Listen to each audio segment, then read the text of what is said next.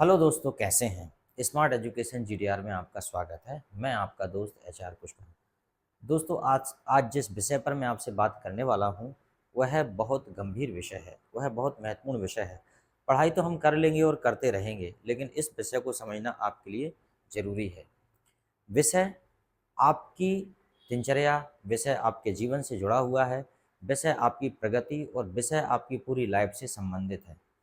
आप तो समझ ही गए होंगे मैं किस विषय की बात कर रहा हूँ। दोस्तों, जैसे ही आप टीनेज होते हैं, जैसे ही आप 13 साल से ऊपर होते हैं, 13 साल की उम्र के बाद आपकी बॉडी में एक प्रकार के हार्मोनल चेंज होते हैं। उन हार्मोनल चेंज के कारण आपको अपने से विपरीत व्यक्ति अच्छा लगता है। इसका मतलब ये है कि अगर लड़कियां हैं तो उनको लड़के अच्छे लगने लगते हैं और लड़कों को लड़कियां अच्छी लगने लगती हैं, और वो उनसे एन कैन प्रकार में दोस्ती करना चाहते हैं। और यह सिलसिला कभी थमता नहीं है, यह चलता ही रहता है। और इस चक्कर में कई लोग अपने जीवन को या लाइफ को कहें समाप्त कर लेते हैं या ख़राब कर लेते हैं। अब देखिए, लाइफ ख़राब होने की शुरुआत कहाँ से होती है। जब हम किसी से फ्रेंडशिप करते हैं, जब हमें कोई अच्छा लगता है, हम उससे आकर्षित होते हैं और उससे हम अपनी दोस्ती का प्रस्ताव लेके जाते हैं। और दोस्ती से ऊपर अगर हम बात करें तो हम उससे प्रेम की बात करते हैं सीधा, कि हम आपसे प्रेम करते हैं। और जब फिर फ्रेंडशिप हो जाती है, फिर हम क्या करते हैं, एक दूसरे के लिए ही हम ऐसी कस्में खा लेते हैं कि हम एक दूसरे के बिना नहीं जिएंगे, हम एक दूसरे के साथ ही हमेशा रहेंगे।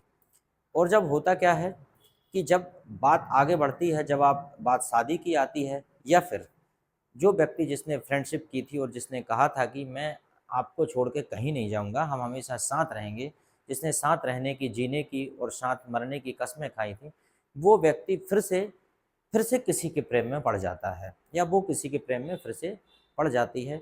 यहाँ से फिर संघर्ष चालू होता है। एक दूसरे को मनाना, एक दूसरे को ब्लैकमेल करना, एक दूसरे को डराना धमकाना यहाँ से चालू हो जाता है।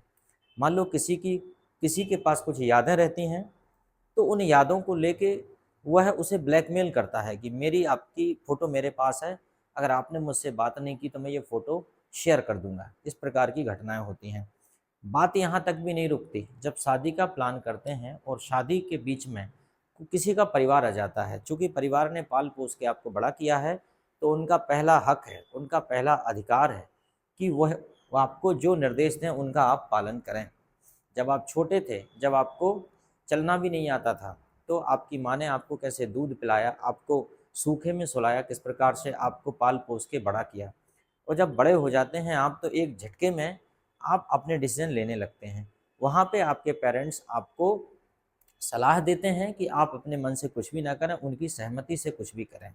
वो आपके दुश्मन नहीं होते, बल्कि आपके जीवन की सुरक्षा को ध्यान में रखते हुए वो आपके हित में ही फैसला लेते हैं कि जहाँ आपका विवाह हो, वहाँ का परिवार भी अच्छा हो, खानदान अच्छा हो, उनका कोई क्रिमिनल बैकग्राउंड ना हो, आपके जीवन को किसी प्रकार का खतरा ना हो। इस प्रकार से वो इस सारी बातों को जांचने के बाद ही वो इस प्रकार के निर्णय लेते हैं।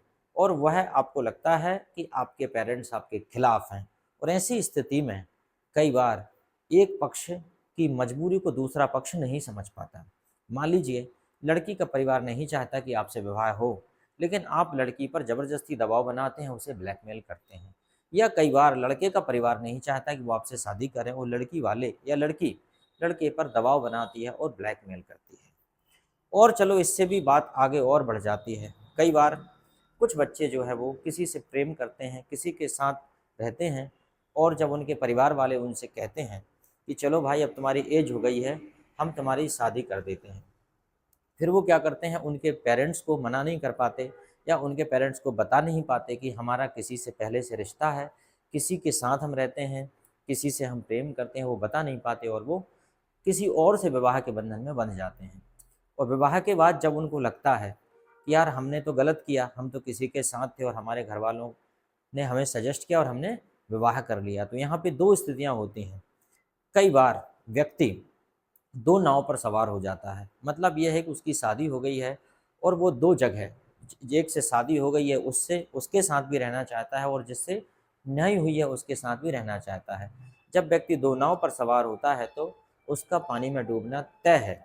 और होता यह है कि दो में से एक की ऐसी स्थिति में दो में से एक कोई गलत फैसला ले लेता है, या तो लड़की उसको छोड़ के चली जाती है तो उसका घर बर्बाद हो जाता है, या फिर जो पहले वाली लड़की है वो इस पर किसी प्रकार का केस फाइल कर देती है कि इस व्यक्ति ने मुझे धोखा दिया है। तो इस प्रकार से कभी भी इस प्रकार के मामलों में, इस प्रकार की उलझन में ना पड़ें। साथ ही साथ अब इसका समाधान क्या है? बात मेरी पूरी आप समझ गए होंगे। अब इसका समाधान क्या है? इसका समाधान ये है कि जीवन में कभी भी बिना कभी भी किसी से झूठे वादे मत करो। भले ही आपको कोई चीज़ ना मिले, जब हम किसी को इम्प्रेस करना चाहते हैं, किसी से दोस्ती करना चाहते हैं, किसी को हासिल करना चाहते हैं, किसी को अपना फ्रेंड बनाना चाहते हैं, तो हम हदें पार करके बड़े बड़े वादे कर लेते हैं। हम कहते हैं चाहे कुछ भी हो जाए, भले ही सूरज पश्चिम से निकल जाए, लेकिन हम आपको नहीं छोड़ेंगे, हमेशा आपके साथ रहेंगे। सामने वाला हमसे पूछता है या आपसे पूछता है क्या आप मेरे साथ विवाह करेंगे, तो आप हामी भर देते हैं, हाँ मैं आप ही के साथ विवाह करूँगा। और जब आप उस व्यक्ति से मिलने लगते हैं, आपकी फ्रेंडशिप हो जाती है, फिर कुछ दिन बाद आप बोर हो जाते हैं उस व्यक्ति से, या उस व्यक्ति की बुरी आदतें आपको पता चलती हैं, फिर आप बदलने लगते हैं और समस्या यहाँ से फिर पैदा होती हैं। इसलिए जीवन में हमेशा याद रखो, कभी किसी की लाइफ को ख़राब मत करो। इसका एक ही तरीका है, जब किसी से जुड़ो तो साफ साफ स्पष्ट बोल दो कि भाई हमारे बीच जो फ्रेंडशिप है वो सिर्फ फ्रेंडशिप है, उसमें अटैचमेंट और डिटैचमेंट दोनों हैं।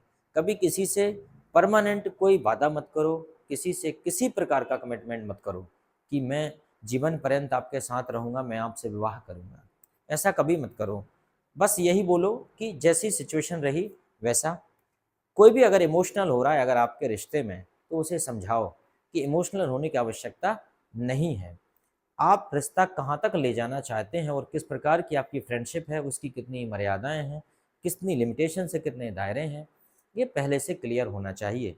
इससे किसी का भी घर बर्बाद होने से बच जाता है।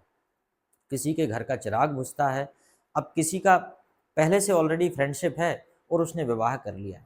जब उसकी पत्नी को पता चलता है कि आप पहले से किसी के साथ फ्रेंडशिप में थे, तो आपने मुझसे विवाह क्यों किया? फिर पता चला कि उनके घर में अनबन होती है। वो पता चला कि कई बार गुस्से में या क्रोध में पत्नी या पति ही गलत निर्णय ले लेते हैं, और ऐसे ही रीजंस घरेलू हिंसा का कारण बनते हैं। तो मैं युवाओं को ये कहना चाहता हूँ कि अपने थोड़े से स्वार्थ के लिए किसी से झूठ ना बोलें। एक बार झूठ बोला जाता है, लेकिन रिश्ते की बुनियाद कमज़ोर हो जाती है झूठ बोलने से। अगर आपने अपनी रिश्ता बनाते टाइम आपने अपनी एज कम बताई, उदाहरण के लिए आप शादी करने जा रहे हैं किसी से, आपका रिश्ता बनने जा रहा है और आपने अपनी एज कम बता दी, लेकिन जब शादी के बाद पता चलेगा कि आपकी एज तो ज़्यादा है, तो हमेशा के लिए आपका विश्वास खत्म हो जाएगा। अगर आपने अपनी प्रॉपर्टी एक्स्ट्रा बताई है और शादी के बाद पता चला कि आपके पास तो कुछ है ही नहीं, तो फिर आपका रिश्ता कमज़ोर पड़ जाता है, आपकी इज्जत कम हो जाती है। जीवन में हमेशा याद रखिए, झूठ की बुनियाद पर रिश्ते नहीं बनाए जाते। रिश्ते क्या, झूठ की बुनियाद पर किया गया कोई भी काम सार्थक नहीं होगा, अंततः सिद्ध नहीं होगा। इसलिए कभी किसी को चीट मत कीजिए। जो भी है स्पष्ट बताइए, किसी से भी स्पष्ट बता के कोई भी काम कीजिए। इससे आपको भी फ़ायदा होगा, सामने वाले को भी फ़ायदा होगा।